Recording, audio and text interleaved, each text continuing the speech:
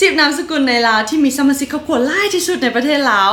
เรียกว่านามสกุลที่คนลาวใช้หลายที่สุด10อันดับแม่นามสกุลได้ลองไปเช็คกันเลยเนาะว่าเจ้าอยู่ในนามสกุลติดท็อป 10 บ่ที่มีจำนวนสมาชิกครอบครัวหลายที่สุดในลาวก็คือตัวนี้จากเว็บไซต์ Forbes เนาะรายงานผลสำรวจของเขาเจ้าบอกว่าคนลาวมีนามสกุลประมาณ 7,624 นามสกุลถือว่าค่อนข้างหลายเลยได้เนาะเฮามาเริ่มจัดเลยเนาะว่านามสกุลได้จะได้ติดอันดับท็อป 10 นั่นเองเริ่มกันเลยเนาะเริ่มที่อันดับที่10เนาะก็คือนามสกุลพันธวงศ์อันดับ9แมนมณีวงศ์อันดับ8แมนนามสกุลน้อยน้อยติดทางซื้อแท้ละกานามสกุลเลยได้นี่อันดับ7แมนวางอันดับ6แมนทรง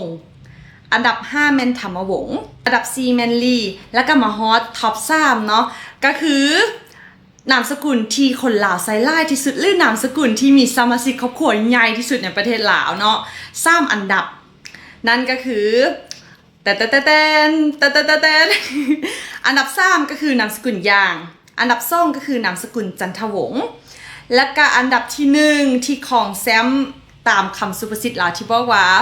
หัวไล่หลักจึงมั่นพี่น้องไล่ซันจึงดีและนี่ก็คือแซมที่มีนามสกุลที่มีสมาชิกครอบครัวหลายที่สุดในประเทศลาวก็คืออินทวงศ์นั่นเองเนาะซึ่งมีจำนวนที่คนใช้ประมาณ 226,241 คนนามสกุลจะติดท็อป10บอถ้าแม่ลองคอมเมนต์กันมามงเนาะหรือว่าถ้าว่าติดท็อป10แต่อยากตาม5พี่น้องที่ผัดพาจากกันหรือว่าวงตระกูลตัวเองว่ามีไล่ซ้ำได้ก็ลองคอมเมนต์นามสกุลตัวเองมาเบิ่งเนาะเพื่อเจอพี่น้องหรือคนฮู้จักที่นามสกุลคือกันอยู่ในคอมเมนต์นี้เด้อ